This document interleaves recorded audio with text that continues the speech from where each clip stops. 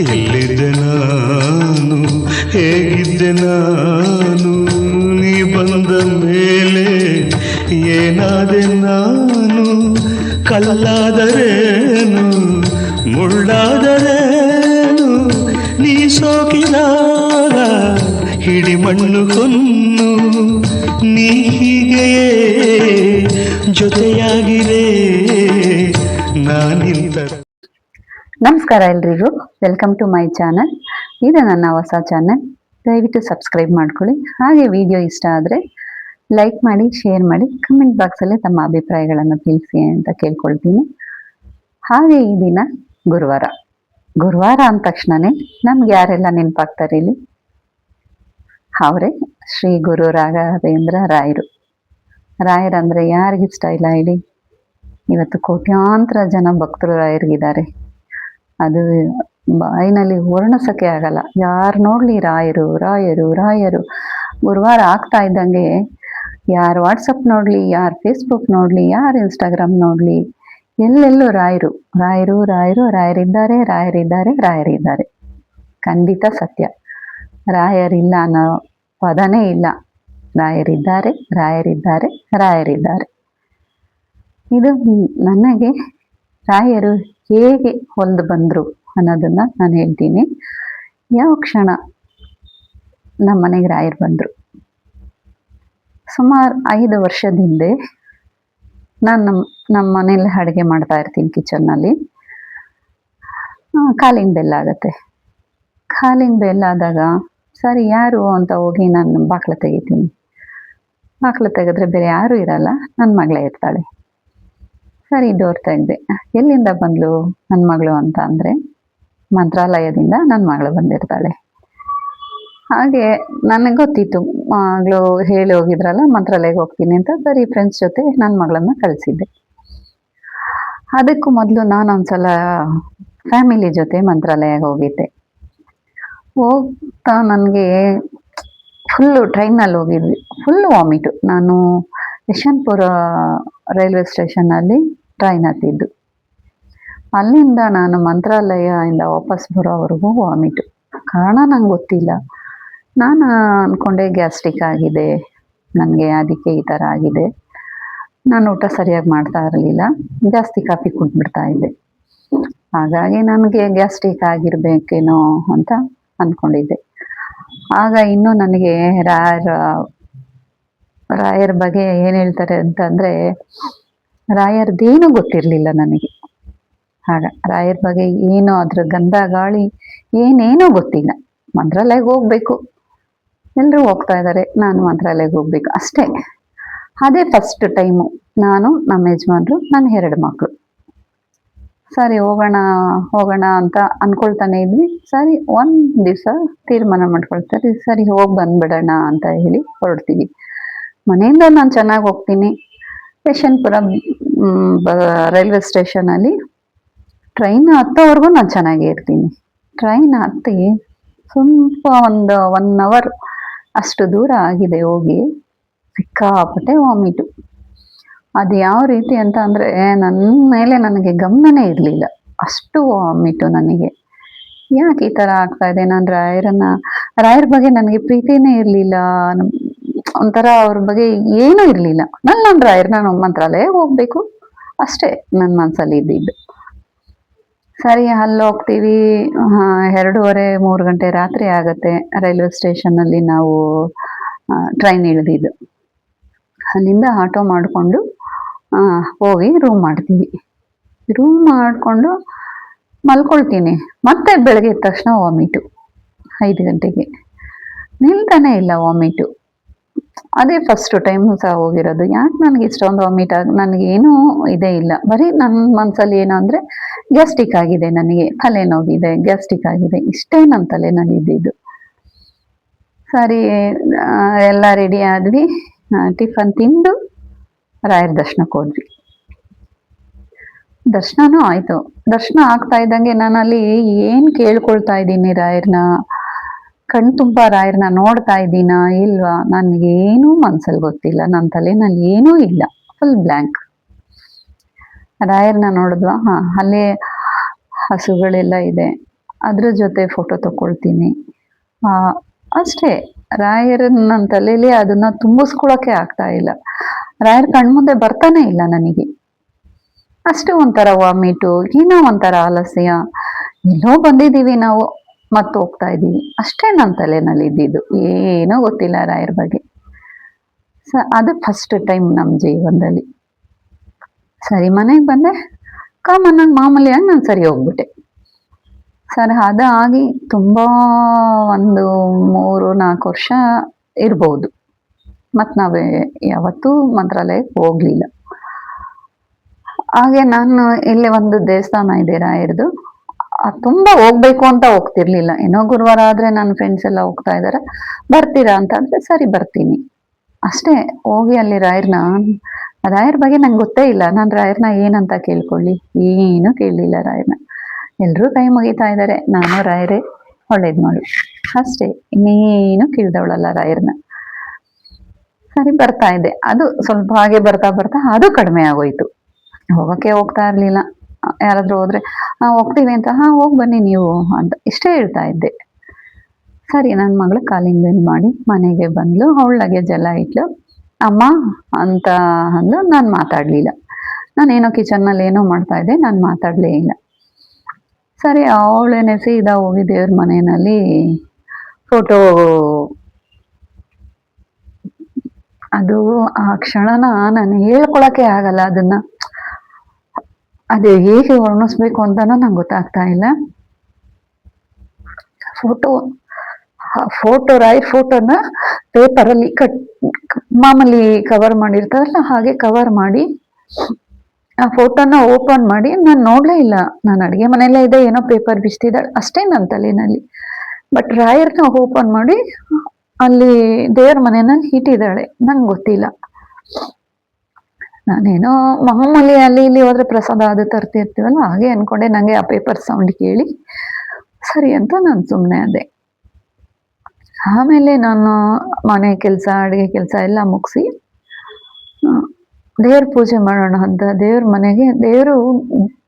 ಮನೆ ನಾನು ಅದು ಹೇಳ್ತಾ ಇದ್ರೆ ನನಗೆ ಮೈ ಜುಮ್ ಅಂತ ಇದೆ. ದೇವ್ರ ಮನೇನೂ ಕೂಡ ನಾನು ಓಪನ್ ಮಾಡಲಿಲ್ಲ ಡೋರು. ಆ ಗ್ಲಾಸಲ್ಲೇ ನನಗೆ ರಾಯರು ನೋಡ್ಬಿಟ್ಟೆ. ನೋಡಿದ ತಕ್ಷಣ ನನಗೆ ಭಯ ಅನ್ನೋದಕ್ಕಿಂತ ಆತಂಕ. ಒಂದು ಕ್ಷಣ ಮೈಂಡ್ ಬ್ಲಾಕ್ ಆಯ್ತು. ರಾಯರ್ ನಮ್ಮನೆಗೆ, ಆ ಕ್ಷಣ ನನಗೆ ಏನ್ ಆಗ್ತಾ ಇದೆ ಅಂತಾನೆ ಗೊತ್ತಿಲ್ಲ. ಇದು ಯಾಕೆ ತಗೊಂಡ್ ಬಂದಿದ್ಯಾ, ರಾಯರ್ನ ನಾವ್ ಇಡಬಾರ್ದು, ನಾವು ನಾನ್ ವೆಜ್ ತಿಂತೀವಿ, ರಾಯರ್ನ ಇಡ್ಬೋದೋ ಇಲ್ವೋ ನನಗೆ ಗೊತ್ತಿಲ್ಲ, ನೀನ್ ಯಾಕೆ ತಗೊಂಡ್ ಬಂದೆ ರಾಯರ್ ಫೋಟೋನ ಮನೆಗೆ? ನನ್ಗೊಂದ್ ಮಾತು ಹೇಳ್ಬೇಕಲ್ವಾ? ನನಗೆ ಐಡಿಯಾನೂ ಇಲ್ಲ ಫೋಟೋ ತರ್ತಾರೆ ಅಂತ ಹೇಳಿ. ಸರಿ, ಆವತ್ತೆಲ್ಲ ಮೈಂಡ್ ಡಿಸ್ಟರ್ಬ್ ನನಗೆ. ಯಾಕಂದ್ರೆ ನಮ್ ಕಡೆ ಯಾರು ರಾಯರ್ನ ಇಟ್ಟಿರ್ಲಿಲ್ಲ. ಒಬ್ರು ನಮ್ ಚಿಕ್ಕಮ್ಮನ ಮಗಳಿದ್ದಾರೆ ಮೈಸೂರಲ್ಲಿ, ಅವ್ರ ಯಜಮಾನ್ರು ರಾಯರ್ ಭಕ್ತರಾಗಿದ್ರು. ನಂಗೆ ಈಗ ಗೊತ್ತಾಗ್ತಾ ಇದೆ, ಬಟ್ ಆಗ ಅವ್ರು ಅಷ್ಟು ಭಕ್ತಿ ಇದೆ ಅಂತ ನನಗೆ ಗೊತ್ತಿರ್ಲಿಲ್ಲ. ಅವರು ನಮ್ಮ ಅಕ್ಕ ಪ್ರೆಗ್ನೆನ್ಸಿ ಇರ್ಬೇಕಾದ್ರೆ ಅವ್ರ 2ನೇ ಮಗುಗೆ ನಮ್ಮ ಭಾವ ಆರಿಸ್ಕೊಂಡಿದ್ರಂತೆ. ಗಂಡು ಮಗು ಆದ್ರೆ ನಾನು ರಾಘವೇಂದ್ರ ಅಂತ ಹೆಸರಿಡ್ತೀನಿ ಅಂತ. ನನಗೆ ಅದು ಹೋಗ್ತಾ ಆಮೇಲೆ ಹೇಳಿದ್ರು, ನಂಗೆ ಗೊತ್ತಿರ್ಲಿಲ್ಲ. ಅವರು ಏನ್ ಮಾಡ್ತಾ ಇದ್ರು ಅಂದ್ರೆ, ನಾವು ಅವ್ರ ಮನೆಗೆ ಹೋದಾಗ ನೋಡಿದಾಗ ನಾನ್ ವೆಜ್ ಮಾಡಿದ ದಿವಸ ಅವರು ರಾಯರ್ ಫೋಟೋನ ಹಿಂಗೆ ಉಲ್ಟಾ ಇಡ್ತಾ ಇದ್ರು. ಡೈರೆಕ್ಟ್ ಕಾಣಿಸೋ ತರ ಫೋಟೋ ಇಡ್ತಾ ಇರ್ಲಿಲ್ಲ, ಉಲ್ಟಾ ಇಡ್ತಾ ಇದ್ರು. ನನ್ನ ತಲೆನಲ್ಲಿ ಅದೇ ಇತ್ತು, ನಾವು ನಾನ್ ವೆಜ್ ತಿಂತೀವಿ, ನಾವು ಸರಿಯಾಗಿ ಪೂಜೆ ಮಾಡ್ತೀವೋ ಇಲ್ವೋ ನನ್ಗೇನೂ ಗೊತ್ತಿಲ್ಲ. ರಾಯರ್ ಬಗ್ಗೆ ಏನಂದ್ರೆ ಏನೋ ನನಗೆ ಗೊತ್ತಿಲ್ಲ. ಅಯ್ಯೋ, ಫೋಟೋ ತಂದ್ಬಿಟ್ಟಿದ್ದಾಳೆ ನನ್ನ ಮಗಳಿಗೆ, ಏನ್ ಮಾಡೋದು? ಆ ಕ್ಷಣ ನನ್ಗಿನ್ನೂ ಜೀರ್ಣ ಮಾಡ್ಕೊಳಕ್ಕೆ ಆಗ್ತಾ ಇಲ್ಲ. ಅವತ್ತೆಲ್ಲ ಡಿಸ್ಟರ್ಬ್ ಮೈಂಡು. ನಾವು ನಾನ್ ವೆಜ್ ತಿನ್ಬಿಡ್ತೀವಿ, ಯಾಕೆ ನಮ್ಮ ಮನೆಗೆ ರಾಯರು ಬಂದ್ಬಿಟ್ರು? ಒಂದ್ ಕಡೆ ಆತಂಕ, ಒಂದ್ ಕಡೆ ಮಂಜ ಒಂಥರ ಅಲ್ಲೋಲ ಕಲ್ಲೋಲ ಅಂತಾರಲ್ಲ ಆ ತರ ಭಯ. ಏನು ಗೊತ್ತಿಲ್ಲದೆ ನಾವು ಈಗ ಫೋಟೋನು ಹೊರಗಡೆ ತಗೊಂಡೋಗಿ ಇಡಕ್ಕಾಗಲ್ಲ. ನಾನು ಯಾವತ್ತೂ ಯಾವ ದೇವ್ರ ಫೋಟೋನು ಹೊರಗಡೆ ಇಟ್ಟವಳಲ್ಲ. ನಂಗೆ ಗೊತ್ತೂ ಇಲ್ಲ.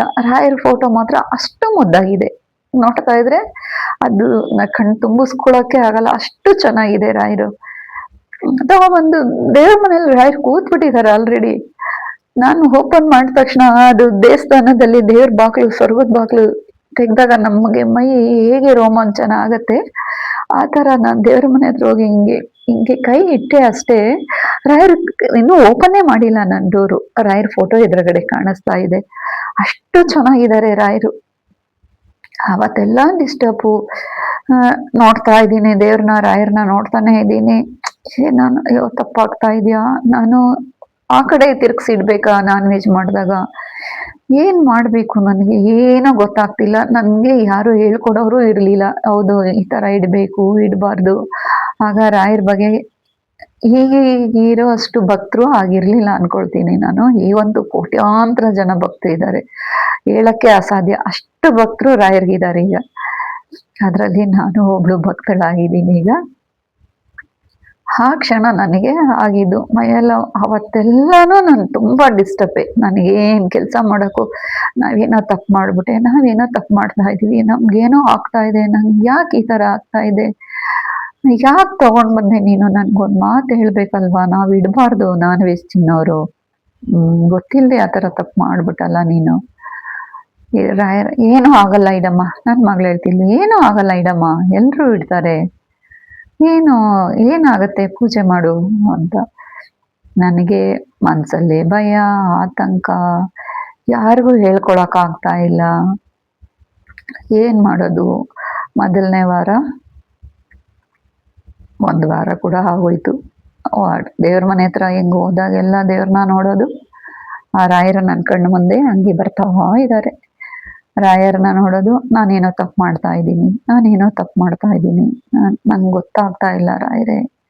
ಆಗ ರಾಯರ್ನ ನಾನು ಕೇಳ್ಕೊಳಕ್ಕೂ ಬಾಯ್ ಬರ್ತಾ ಇಲ್ಲ.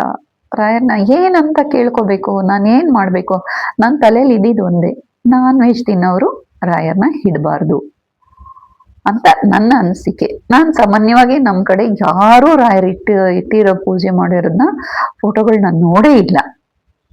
ನಮ್ಮ ಮನೆಯಲ್ಲೇ ಫಸ್ಟು, ನಮ್ಮ ಕಡೆ ಎಲ್ಲ ರಾಯರ್ನ ನಾವೇ ಫಸ್ಟು ತಗೊಂಡ್ ಬಂದಿದ್ದು. ಈಗ ಯಾರು ಇಟ್ಟಿದಾರೋ ಇಲ್ವೋ ನಂಗೆ ಗೊತ್ತಿಲ್ಲ, ನಮ್ಮ ಮನೆಯಲ್ಲಿ ನಾನೇ ಫಸ್ಟು ರಾಯರ್ ಫೋಟೋ ತಗೊಂಡ್ ಬಂದಿಟ್ಟಿದ್ದು, ನಮ್ಮ ಮನೇಲೆ ರಾಯರನ್ನ ನೋಡಿದ್ದು. ಆ ರಾಯರು ಮುಖ ತೇಜಸ್ ಹೇಗಿದೆ ಅಂತ ಅಂದ್ರೆ ಅದನ್ನ ನೆನ್ಸ್ಕೊಂಡ್ರೆ ಅದು ವರ್ಣಿಸಕ್ಕೆ ಹೇಳ್ತಾರಲ್ಲ, ಪದಗಳೇ ಸಾಕಾಗಲ್ಲ. ಸರಿ, ಒಂದು ವಾರ ಆಯ್ತು ನಾನು ಹೋದಾಗೆಲ್ಲ ನಾನು ಅಲ್ಲೇ ದೇವ್ರ ಮನೆ ಹತ್ರನೇ ಎದುರುಗಡೆನೇ ಮಲಗ್ತಾ ಇದ್ದೆ ಯಾವಾಗ್ಲೂ. ಹೀಗೆ ಲೈಟು ನಾವು ಆಫ್ ಮಾಡಿ ಡೋರ್ ಹಾಕಿದಾಗ ಒಳಗಡೆ ಇರೋ ಫ್ಲಾಶು ನನಗೆ ಕಾಣಿಸ್ತಾ ಇತ್ತು. ದೇವ್ರ ಮನೆ ನೋಡಿದಾಗೆಲ್ಲ ನಾನು ಏನೋ ತಪ್ಪು ಮಾಡ್ತಾ ಇದ್ದೀನಿ, ನಾವು ತಿಳಿದೇ ತಪ್ಪು ಮಾಡ್ತಾ ಇದ್ದೀವಿ, ರಾಯರ್ನ ಹೊರಗಡೆ ಇಡಕ್ಕೂ ಆಗಲ್ಲ, ಯಾರಿಗೂ ಕೊಡಕ್ಕೂ ಆಗಲ್ಲ, ಏನ್ ಮಾಡೋದಪ್ಪ ಅಂತ. ನಮ್ಗೆ ಹೇಳೋರು ಇರ್ಲಿಲ್ಲ, ಅತ್ತೆ ಮಾವನೂ ಇಲ್ಲ, ನಮ್ಮ ತಾಯಿಗೆ ಅಷ್ಟು ದೇವ್ರ ಬಗ್ಗೆ ಎಲ್ಲ ಇಲ್ಲ, ಹಿಂದಿನ ಕಾಲದವರು, ಅವ್ರಿಗೆ ಅಷ್ಟು ಬಗ್ಗೆ ಗೊತ್ತಿಲ್ಲ, ನಾವೇ ತಿಳ್ಕೊಂಡಿಲ್ಲ.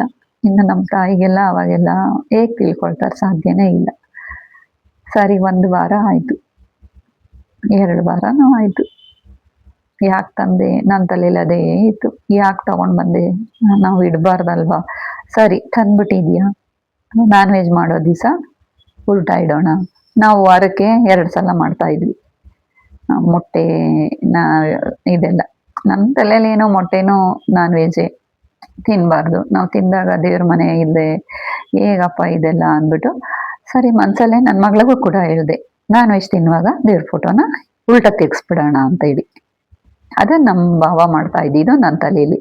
ಅವರು ಅರ್ಸ್ಕೊಂಡಿದ್ರು ಅಂತ ಹೇಳಿದ್ರು ನನಗೆ. ಯಾಕೆ ರಾಘವೇಂದ್ರ ಅಂತ ಹೆಸರಿಟ್ರಿ ಅಂತ ನಾನು ಅವ್ರನ್ನ ಕ್ವಶನ್ ಮಾಡಿ ನಮ್ಮ ಭಾವನ ಕೇಳಿದಾಗ ಅವ್ರು ಹೇಳಿದ್ರು, ಅವರು ಹೇಳೋದಕ್ಕಿಂತ ಹೆಚ್ಚಾಗಿ ನನ್ನ ಸ್ವಂತ ಅಕ್ಕ ನನಗೆ ಹೇಳಿದ್ರು, ಇಲ್ಲ ಅವರು ಮಂತ್ರಾಲಯಗೆ ಅರ್ಸ್ಕೊಂಡಿದ್ದಾರೆ, ಗಂಡು ಮಗು ಆದ್ರೆ ಈ ಸಲನು ರಾಘವೇಂದ್ರ ಅಂತ ಹೆಸರಿಟ್ಟು ತಲೆ ಕೂದಲು ಕೊಡ್ತೀನಿ ಅಂತ ಏನೋ ಅವ್ರಿಗೆ ಹಾಕೊಂಡಿದಾರಂತೆ ಅಂತ.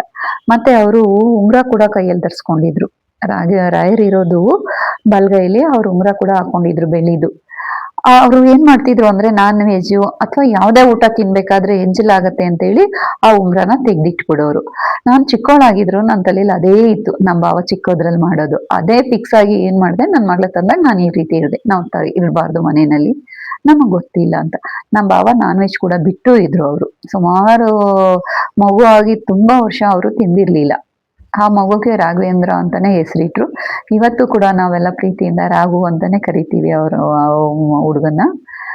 ಇದು ಅವ್ರದ್ದು ಆಯ್ತು. ಹೀಗೆ ನಮ್ಮ ಮನೆಯಲ್ಲಿ ರಾಯರು 1 ವಾರ ಆಯ್ತು, 2 ವಾರ ಆಯ್ತು. 3ನೇ ವಾರಕ್ಕೆ ಅದು ಹೇಳಕ್ಕೆ ಅಸಾಧ್ಯ. ನನ್ನ ನಾನೇ ರಾಯರ ಭಕ್ತರಾಗ್ಬಿಟ್ಟೆ. ಭಕ್ತಳಾದೆ ಅಂತ ಅಂದ್ರೆ ಅದು ಹೇಗೆ ಆದೆ ಅಂದ್ರೆ ಅದು ವರ್ಣಿಸಕ್ಕೆ ಅಸಾಧ್ಯ. ರಾಯರಿಲ್ಲದೆ ನಾನಿಲ್ಲ. ಅಷ್ಟು ರಾಯರು ನನ್ನನ್ನ